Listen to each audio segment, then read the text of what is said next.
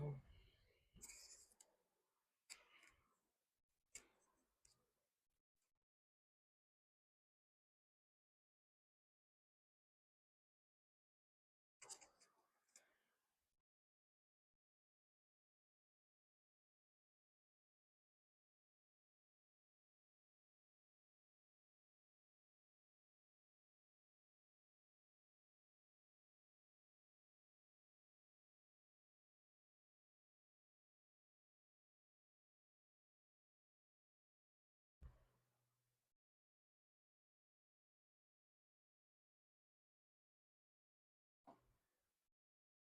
someone coming up and saying your shitty boat captain will produce a similarly negative emotional reaction because we react to protect the metaphysical body just as we protect the physical.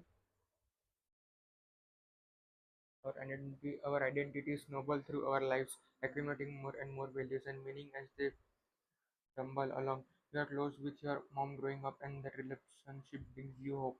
So you construct a story in your mind that gives a partly define you, just as your thick hair or your brown eyes or your creepy toenails define you. Your mom is a huge part of your life. Your mom is an amazing woman. You owe everything to your mom. And other shit people say at the academy about you, then protect the piece of your identity as if it were a part of you. Someone come along and talk shit about your mom, and you absolutely lose your mind and start breaking things. Then that experience creates a new narrative and new value in your mind. You decide have anger issues, especially around your mother, and now that becomes an inherited part of your identity, and on it goes. The longer we have held a value, the deeper inside the snowball it is, and the more fundamental it is to how we see ourselves and how we see the world. Like interest on a bank loan, our values compound over time, growing stronger and coloring future experiences. It's not just the bullying from when you were in grade school that you up, it's the bullying plus at the self-loathing and narcissism you brought to decades worth of future relationships, causing them all to fail. That adds up over time. Psychologists don't know much for certain, but one thing they definitely do know is that childhood trauma of the snowball effect of early values is why our childhood experiences, both good and bad, have long-lasting effects on our identities and generate the fundamental values that go on to define much of our lives. Your early experiences become your core values, and if your core values are up, they create a domino effect of such case that extends through the years, infecting experiences large and small with their toxicity. When you were we are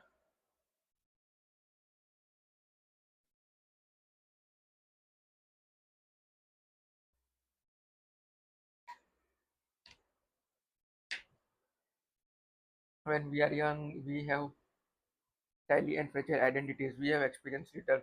We have completely depended on our caretakers for everything, and inevitably they are going to mess it up. Neglect or harm can cause extreme emotional reactions, resulting in large moral gaps that are never equalized. Dad walks out, and your 3-year-old feeling brain decides that you were never lovable in the first place. Mom abandons you for some rich new husband, and you decide that intimacy doesn't exist.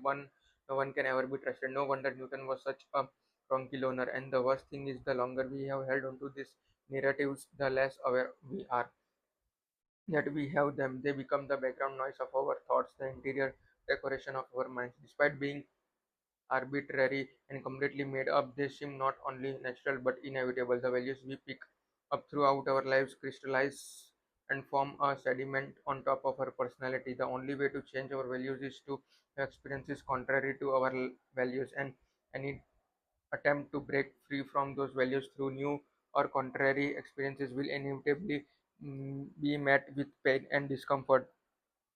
This is why there is no such thing as change without pain, no growth without discomfort.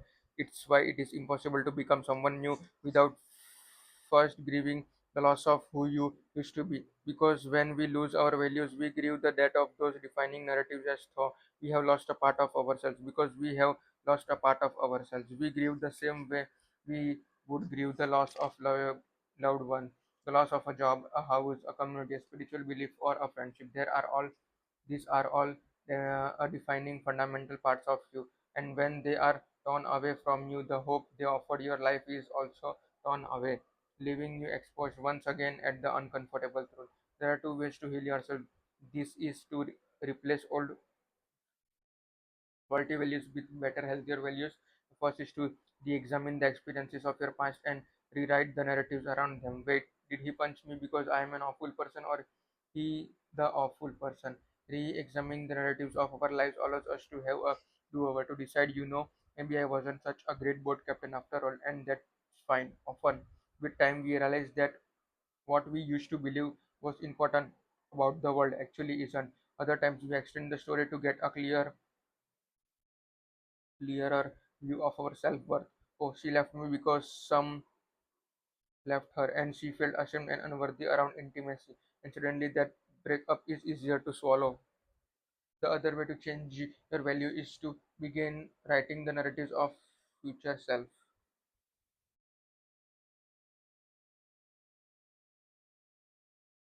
To envision what life would be like if you had certain values or possessed a certain identity. By visualizing the future we want for ourselves, we allow our feeling brain to try on these values for size to see what they feel like before we make the final purchase. Eventually, once we have done this enough, the feeling brain becomes accus-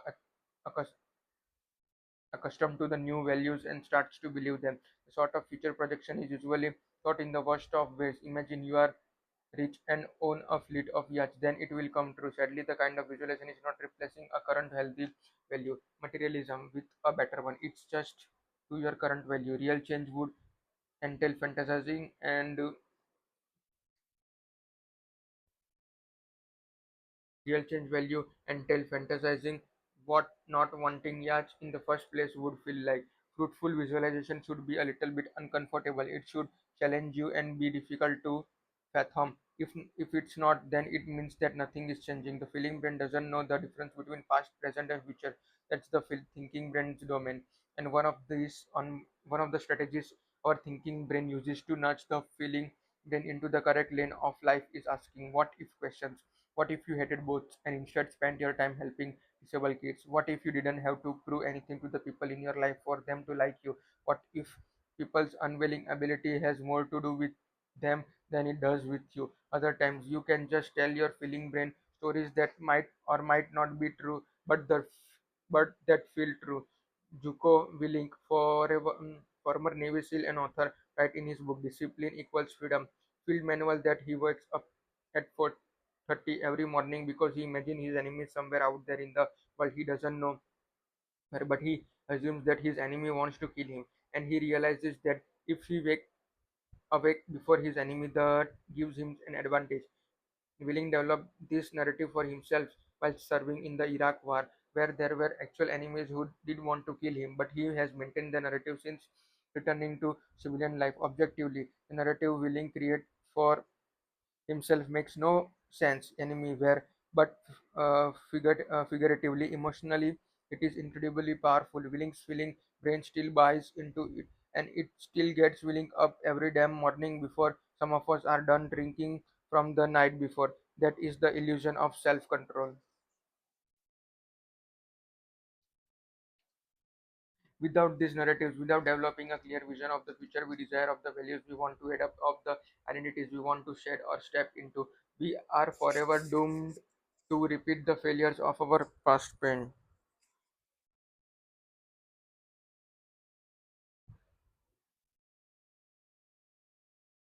We are forever doomed to repeat the failures of our past pain. The stories of our past define our identity. The stories of our future defines our hopes and our ability to step into these narratives and live them, to make them reality, is what gives us life's meaning. Emotionally gravity. Emo Newton sat alone in his childhood bedroom. It was dark outside. He didn't know how long he had been awake, what time it was, or what day it was. He had been alone and working for weeks now. Food that his family had left him sat uneaten by the door rooting. He took out a blank piece of paper and drew a large circle on it. He then marked points along the edges of the circle and with dotted lines indicated the pull of each dot toward the center. Beneath that he wrote, there is an emotional gravity to our values. We attract those into our orbit who value the same things we do. An instinct instinctively repel as if by reverse magnetism those whose values are contrary to our own.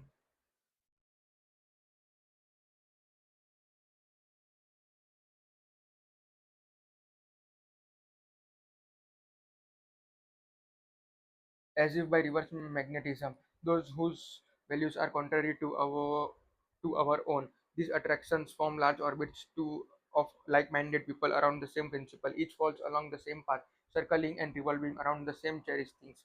He then drew another circle adjacent to the first. The two circles edges near touch. From there, he drew lines of tension between the edges of each circle, the places where the gravity pulled in both directions, disrupting the perfect symmetry of each orbit.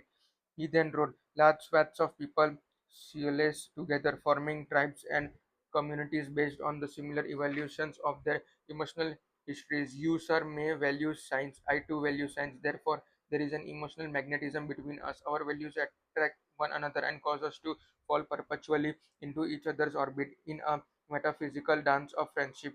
Our value align and our cause become one. But let's say that one gentleman sees value in.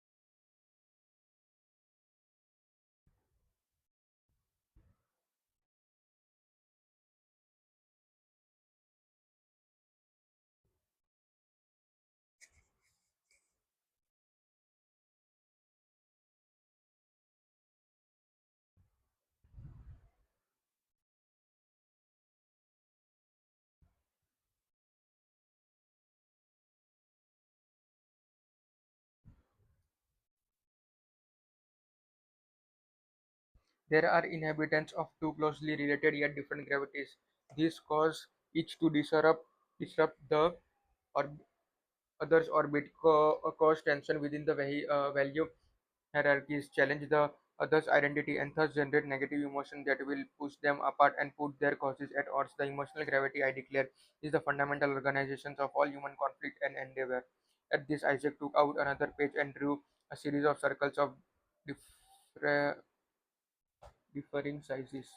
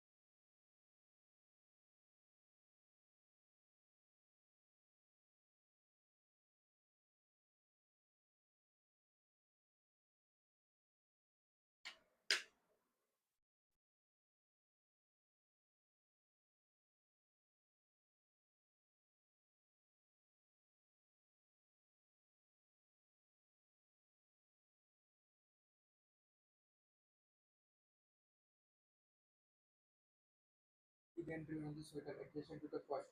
The two circles edges nearly touch. From there he drew lines of tension between the edges of each circle. The places where the gravity pulled in both directions, disrupting the perfect symmetry of each orbit.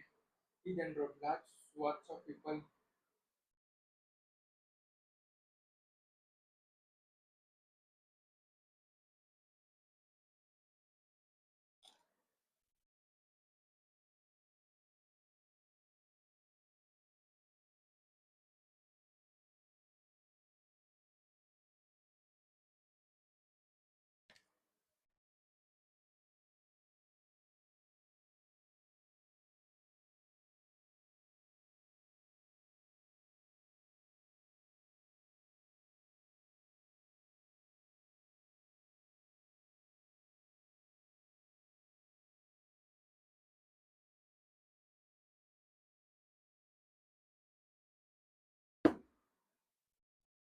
forming tribes and communities based on the similar evolution of their emotional histories. You, sir, may value science, I too value science. Therefore, there is an emotional magnetism between us. Our values attract one another and cause us to fall perpetually into each other's orbit. In a metaphysical dance of friendship, our value aligns and our cause become one.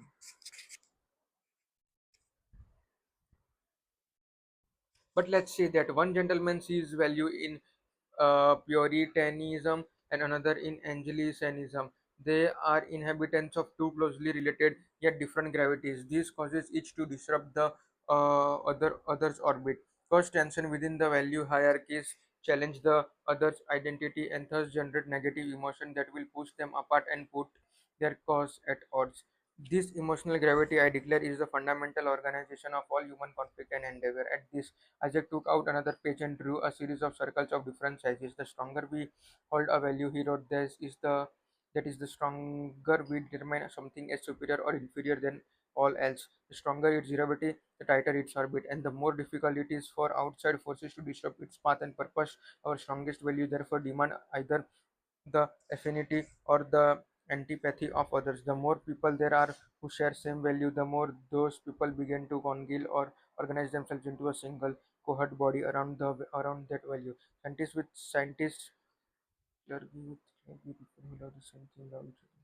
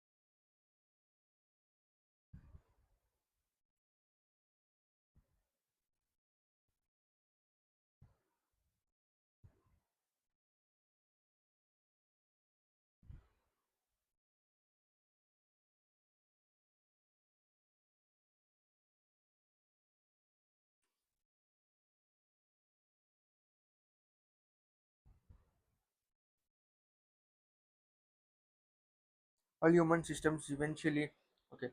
People who hate the same thing also love each other, and people who love or hate different things hate each other. All human systems eventually reach equilibrium.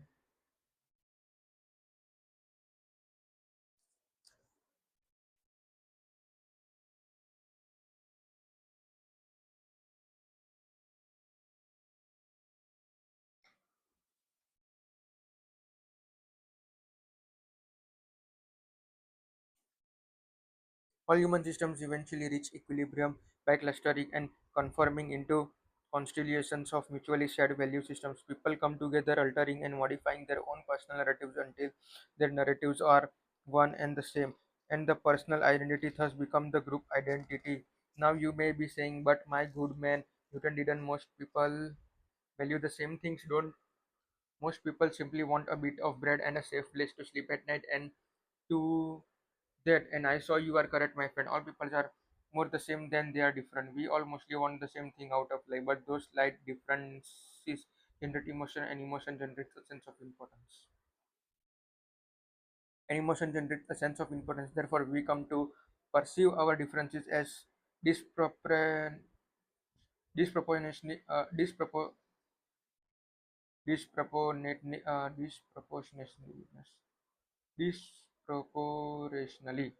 disproportionally most more important than our similarities. And this is the true tragedy of man, that we are doomed to perpetual conflict over the slight difference.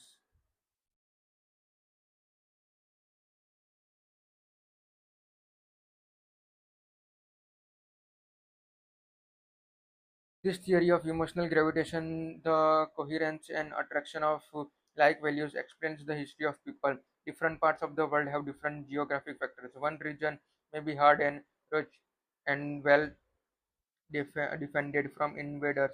Its people its people would then naturally value neutrality and isolation. This would then become their group identity. Another region may overflow with food and wine, and its people would come to value hospitality, festivities, and family. These two would become their identity. Another region may be arid and a difficult place to live, but with wide open vistas connecting it to many distant lands, its people would come to value authority, strong military leadership, and absolute dominion. This too is their identity, and just as the individual protects her identity through beliefs, rationalizations, and biases, communities, tribes, and nations protect their identity the same way. These cultures eventually liquidify themselves into nations, which then expand, bringing more and more peoples in their umbrella of their value system. Eventually, these nations will bump up against each other, and then and contradictory values will collide. Most people do not value themselves above their culture and group values. Therefore, people are willing to die for their highest value, for their family, their loved ones, their nation, their God. And because of this willingness to die for their values, these collisions of culture will inevitably result in war. War is but a terrestrial test of hope. The country or people who have adopted values that maximizes the resources and hopes of its people, the best will inevitably become the victor. The more a nation conquers neighboring peoples, the more the people of the conquering nation come to feel that they deserve to dominate their fellow men, and the more they will see their nation's value as the true guiding lights of humanity. The supremacy of these winning values then lives on, and the values are written up and lauded in our histories, and gone to be retold in stories passed down to give future generations hope. Eventually, when those values cease to be effective, they will lose out to the values of another newer nation, and history will continue on. A new era unfolding. This I declare in the form of human progress. Newton finished writing. He placed this theory of emotional gravitation on the same stack with his three laws of emotion, and then paused to reflect on his discoveries. And in that quite dark moment, Isaac Newton looked at the circles on the page and had an upsetting realization. He had no or bit through years of trauma and social failure. He had voluntarily separated himself from everything and everyone like a lone star flung on its own trajectory, unobstructed and uninfluenced by the gravitational pulls of one any system. He realized that he valued no one, not even himself, and this brought him an overwhelming sense of loneliness and grief, because no amount of logic and calculation could ever compensate for the gnawing desperation of his filling brain's never-ending struggle to find hope in this world. I would love to tell you that parallel universe Newton or Emo Newton overcome his sadness and solitude. I would love to tell that he learned to value himself and others, but like our universe, Isaac Newton, parallel universe Newton would spend the rest of his days alone, grumpy and miserable. The question both Newtons answered that summer of 1666 had perplexed philosophers and scientists for generations, yet in a matter of few months, this cantankerous, antisocial 23-year-old old had uncovered the mystery, had cracked the code, and there, on the frontiers of intellectual discovery, he tossed his findings aside to a musty and forgotten corner of a cramped study in a remote backwater village a day's ride north of London, and there his discoveries would remain hidden in the world, collecting dust. How to make all your dreams come true. Chapter 4. Imagine this, it's 2 a.m. and you are still awake on the couch, starting blurry eye and foggy brain at the television. Why you don't know? Inertia simply makes it easier to sit there and keep watching than to get up and go to bed. So you watch. Perfect. This is how I get you when you are feeling apathic and lost and completely passive in the face of your fate. Nobody sits up staring at TV at 2 a.m. if they have important shit to do to the next day. Nobody struggles with the will to move their ass off the couch for hours to and unless they are having some sort of inner crisis of hope. And yet, and it's exactly that crisis that I want to speak to. I appear on your TV screen. I am world build of energy. There are loud, ominous colors, cheesy sound effects. I am practically shouting, yet somehow my smile is easy and relaxed. I am comforting. It's nth of I am making eye contact with you and only you. What if I told you that I could solve all your problems? I say, puff, push. You think you don't know the half of my problems, buddy. What if I told you I know how to make all your dreams come true, right? And I am the Tooth Fairy. Look, I know how you feel. I say, nobody knows how I feel. You reflexively tell yourself, surprised at how automatic the response is. I too once felt lost. I say, I felt alone, isolated, hopeless. I too used to lie awake at night for no particular reason, wondering if there was something wrong with me, wondering what was that this invisible force standing between myself and my dream. And I know that's what you are feeling too. You have somehow lost something, you just don't know what. In truth, I say these things because they are experienced by everybody. They are a fact of human condition. We all feel powerless to equalize with the inherent guilt that comes with our existence. We all suffer and are victimized to varying degrees, especially when we are young, and we all spend a lifetime trying to compensate for that suffering.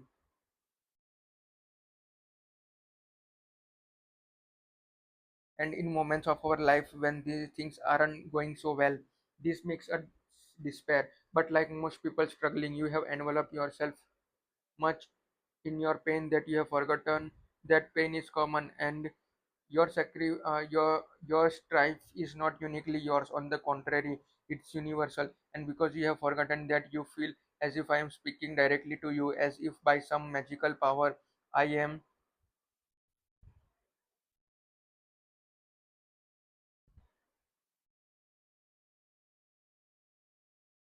I am peering into your soul and reading back to you the contents of your heart. For this, you shut, sit up and at attention, because I repeat, I have solution to all your problems. I can make all your dream come true. Now I am pointing and my fingers looks gigantic on your TV screen. I have all the answers. I have the secret of everlasting happiness and internal life, and it's this. What I go on to say is so outlandish, so ridiculous, so absolutely perverse and cynical that you actually think I might be true. The problem is you want to believe me. You need to believe me. I represent the hope and salvation of your feeling. Brain desperately craves that it needs. So slowly your thinking brain comes to the conclusion that my idea is so batshit crazy that it just might work. As the informational informational drags on, that existential need to find meaning somewhere anywhere beats down your psychological defenses and let me in. After all, I have demonstrated an uncanny knowledge of your pain, a backdoor entrance to your secret truth, a deep vein traveling through your heart. You then realize that in between all my big white teeth and shouty words, I have spoken to you. I was once just as you, and I found my way out. Come with me. I keep going, and I am on roll now. The camera angles are switching back and forth, grabbing me now from the side, now from the front. Suddenly, there is studio audience in front of me. They are wrapped up in every word I say. A woman is crying, a man's jaw drops, and your drops with it. And I am all up in your shit now. I will give you permanent fulfillment. I will fill any gap, plug any hole. Just sign up for one low price. What is happiness? What to you? What is hope? What do you act now? Sign up today. With that, you grab your phone, you go to the website, you put in the digits, truth and salvation and everlasting happiness. It's all your. It's coming to you. Are you ready? How to start your own religion, an introduction to a proven system that will help you achieve everlasting bliss and eternal salvation or your money back.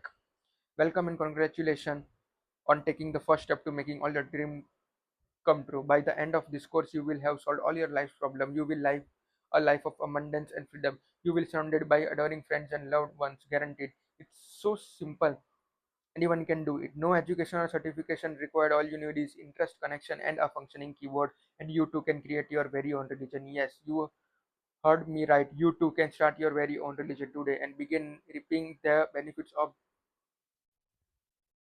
thousands of mindlessly devoted followers who will lavish on your conditional adoration, financial gifts, and more social media likes. Then you know what to do with. In this so simple, anyone can do it. Six-step program will cover belief system. Do you want your religion to be spiritual or secular, past focused or future focused? Do you want it to be violent or non-violent? These are all important questions, but don't worry.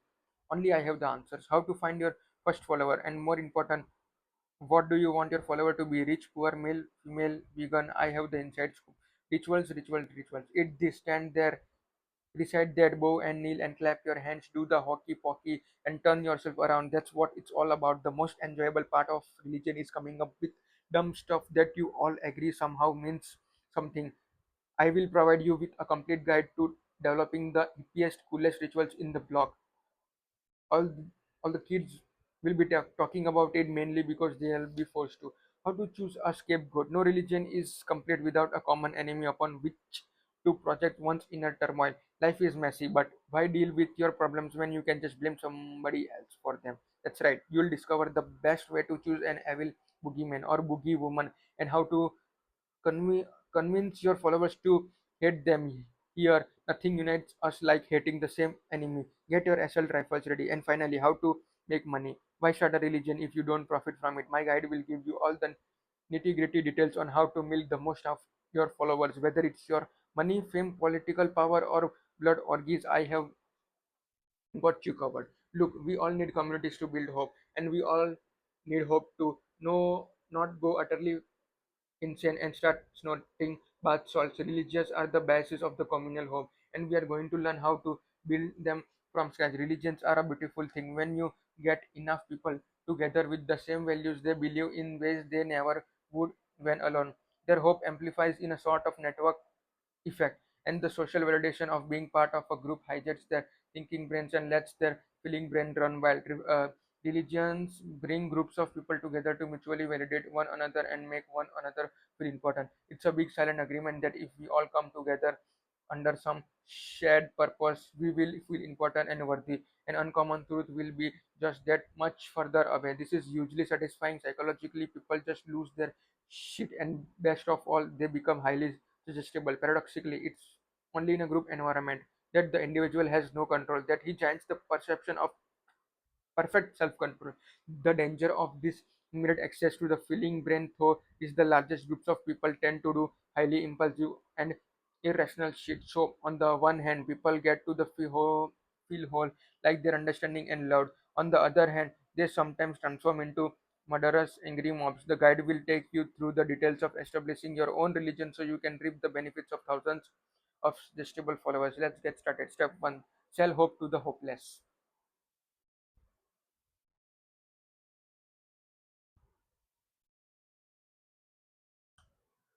I'll never forget the first time someone told me I had blood on my hands. I remember it as if it was yesterday. It was 2005, a sunny crisp morning in Boston, Massachusetts. I was a university student, walking to class, minding my own business when I saw a group of kids holding up pictures of the 9/11 terrorist attacks with captions that read, "America deserved it." Now, I don't consider myself the most patriotic person by any sketch of the imagination, but it seems to me that anyone holding such a sign in broad daylight immediately become a highly punchable person. I stopped and engaged the kids, asking what they were doing. They had a little table set up with a smattering of pamphlets on top. One had Cheney with devil's horns drawn on him and the words mass murderer written beneath. Another had George W. Bush with a Hitler mustache. The students were part of the La Roche Youth Movement, a group started by the far left ideologue Lyndon LaRouche in New Hampshire. His acolytes would spend countless hours standing around college campus in the Northeast, handing out flyers and the pamphlets to sus- sus-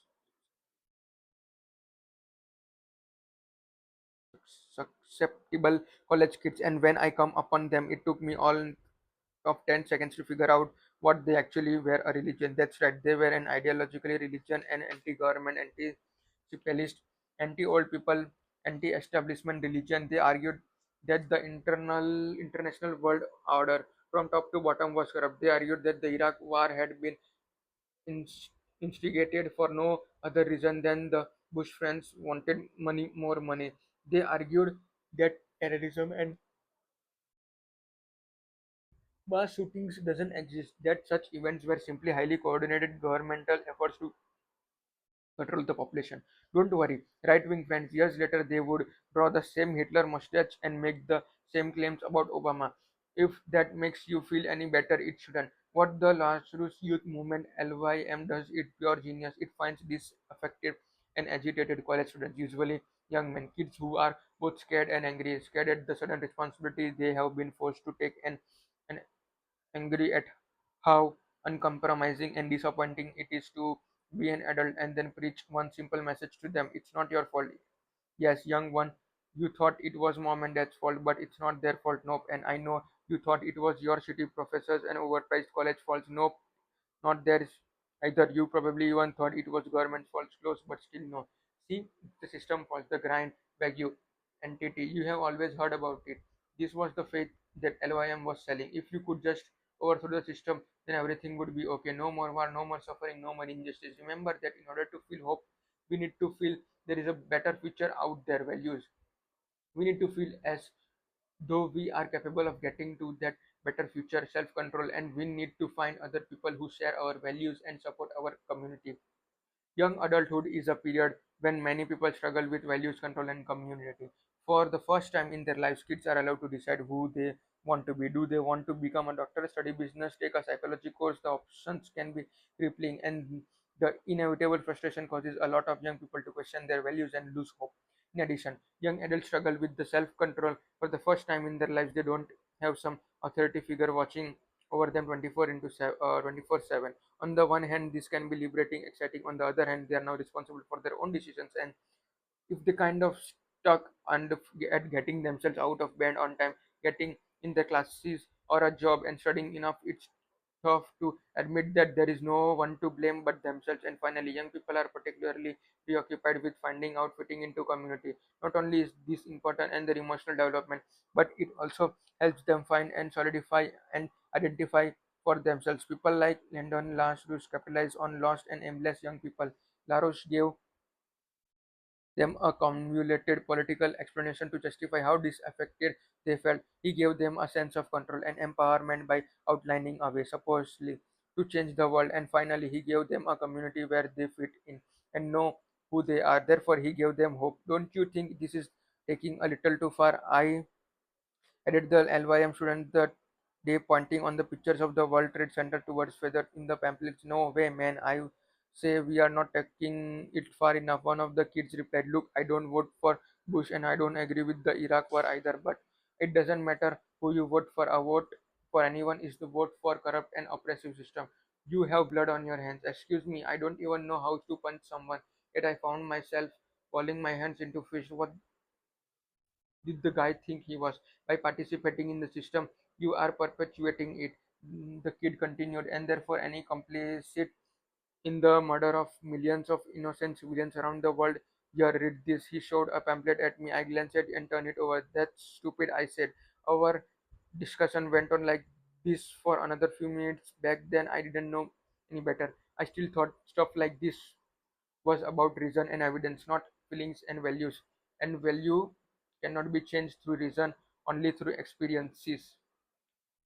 Eventually, after I had gotten good and pissed off, I decided to leave. As I started walking off, the kid tried to get me to sign up for a free seminar. You need to have an open mind, man. He said the truth is scary. I looked back and replied with a Carl Sagan quote I had once read on an internet forum. I think your mind is so open your brain fell out. I felt smart and smug. He presumably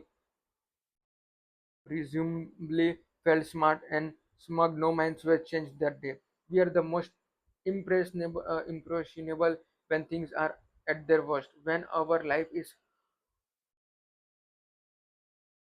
falling apart, it signifies that our values have failed us, and we are grasping in the dark for new values to replace them. One religion falls and open up space for the next. People who lose faith in their spiritual God will look for a worldly God. People who lose their family will give themselves away to their race, creed, or nation. People who lose faith in their government or country will look to extremist ideologies to give them hope. There is a reason that all the major religions in the world have a history of sending missionaries to the poorest and most the globe.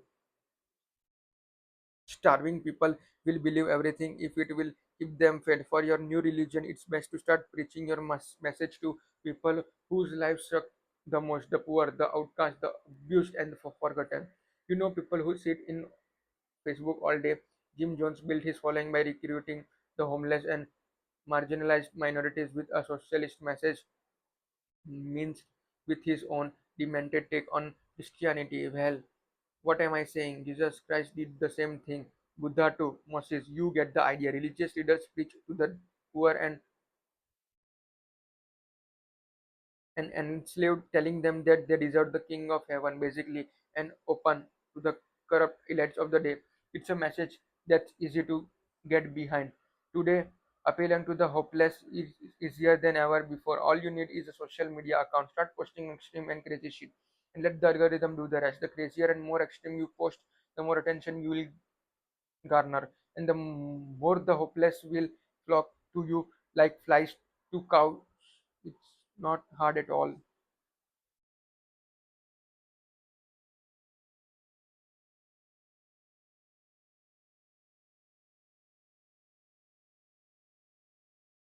But you can't just go online and say anything. No, you must have a semi-coherent message. You must have a vision because it's easy to get people riled up and angry about nothing. The news media have created a whole business model out of it.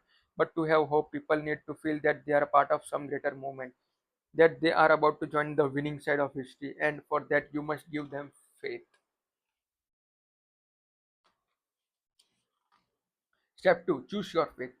We all must have faith in something. Without faith, there is no hope. Non religious people bristle at the word faith, but having faith is inevitable. Evidence and science are based on past experience.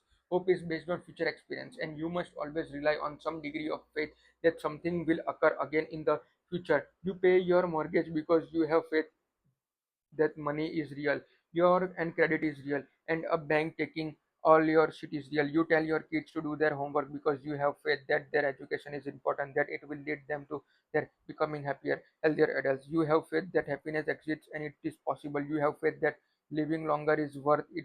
So you strive to stay safe and healthy. You have faith that love it. So you strive to stay safe and healthy. You have faith that love matters, that your job matters, that any of this matters. So there is no such thing as an atheist. Well, sorta depends what you mean by atheist. My point is that we must all believe on faith that something is important. Even if you are a nihilist, you are believing on faith that nothing is more important than anything else. So in the end, it's all faith. The important question then is faith is what? Why? What do we choose to be believe? Whatever our feeling when adapts at its highest value, the repeatopy of our value hierarchy becomes the lens through which we interrupt all other values. Let's call the highest value the God value. Some people God value is money. These people view all other things through the prism of money. Their family will.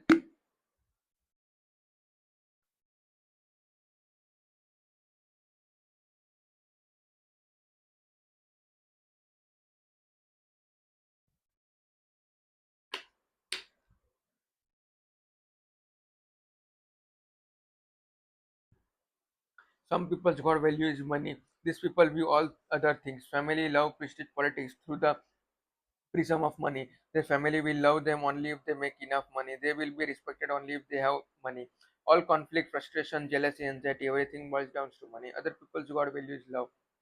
They view all the other values through the prism of love. They are against conflict in all its forms. They are all against they are against anything that separate or divide others. Obviously, many people adopt Jesus Christ or Muhammad or the Buddha or and their God value. Then they then interpret anything they experience through the prism of that spiritual leader's teaching. Some people's God values themselves, or rather their own pleasure and empowerment. This is narcissism, the religion of self aggrandizement. These people place their faith in their own superiority and deservedness.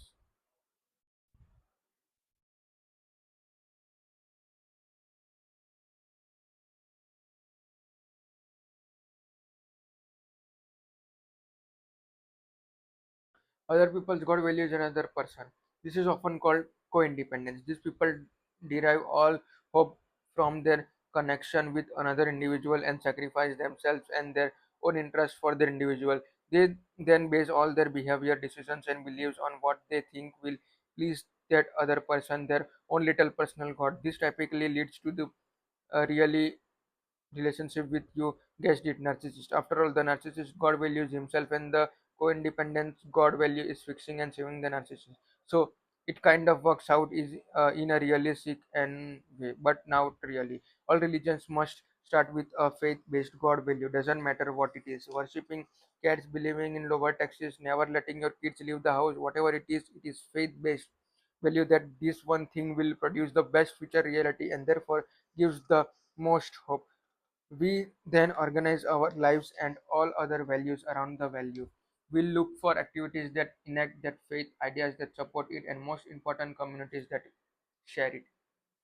It's around now that some of the more significant uh, scientifically minded leaders start raising their hands and pointing out that there are these things called facts, and this is simple evidence to demonstrate that facts exist, and we don't need to have faith to know the some real things are real. Fair enough, but here is the thing about evidence: it charges nothing. Evidence belongs to the thinking brain, whereas values are decided by the feeling brain.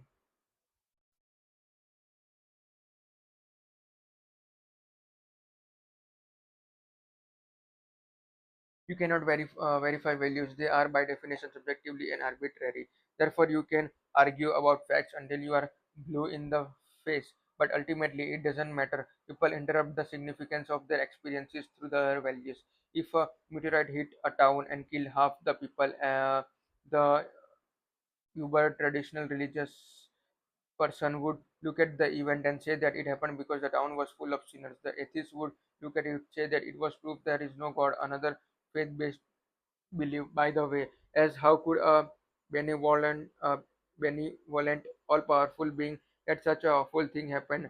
A hedonist would look at it and decide that it was even more reason to party, since we could all die at any moment. And a capitalist would look at it, start and thinking about how to invest in meteorite defense technologies. Evidence serves the interest of the God value, not the other way around. The only loophole to this arrangement is when evidence itself become your God value. The religion built around the worship of evidence is more commonly known as science, and it's arguably the best thing we have ever done as a species. But we'll get the science and its ramifications in the next chapter. My point is that all values are faith-based belief. Therefore, all hope and therefore all religion are also based on faith that something can be important and valuable at the right, despite the fact that there will never be a way to verify it beyond all doubt. For our purposes, I have defined three types of religion, each type based on different kind of God value.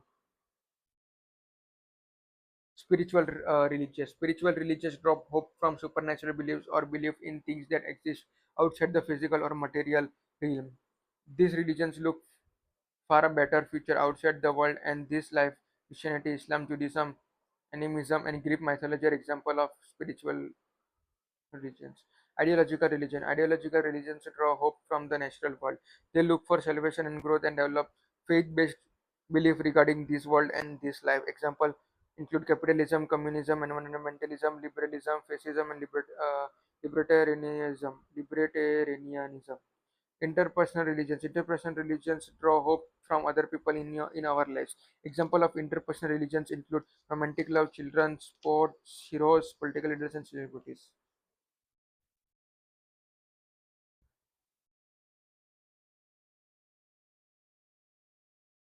Spiritual religions are high risk, high risk less reward. They require by far the most skill and charisma to get going, but they also pay off the most in terms of follower loyalty and benefits. I mean, have you seen the Vatican? And if you build one really well, it will last away after you die. Ideologically, religions play the religion formation game on normally difficult. These religions take a lot of work and effort to create, but they are fairly common. But because they are so common, they'll run into a lot of competition for people's hopes. They are of 10 described as cultural tens, and indeed, few of them survive more than few years or decades. Only the best last through multiple centuries. Finally, interpersonal religions are playing the religion formation game on easy mode. That because interpersonal religions are common as people themselves. Pretty much all of us at some point in our lives completely surrender ourselves and our self worth to another individual. The interpersonal religion is something experienced as an adolescent naive sort of love, and it's the type of shit that you have to suffer through before you can ever grow out of it. Let's start with spiritual religious, as they have the highest stakes and arguably the most important religious in human history.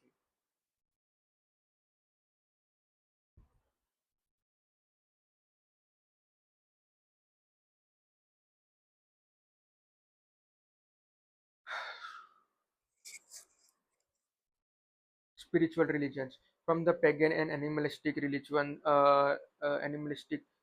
of early human cultures to the pagan gods of antiquity to the grandiose monotheistic religions that still exist today. The majority of human history have been dominated by a belief in supernatural forces, and most important, that hope that certain actions and beliefs in this life would lead to rewards and improvement in the next life. This preoccupation with the next life developed because for most of human history, everything was completely, and 99% of the population had no hope of material or physical improvement in their lives. If you think things are bad today, just think about the plagues that wiped out the third of the population in an entire continent, or the wars that involved selling tens of thousands of children into slavery. In fact, things were so bad in the old days that the only way to keep everyone sane was by promising them hope is an afterlife. Old school religion held the fabrics of society together because it gave the masses a guarantee that their suffering was meaningful, the God was watching, and that they would be duly rewarded. In case you haven't noticed, spiritual religions are incredibly resilient.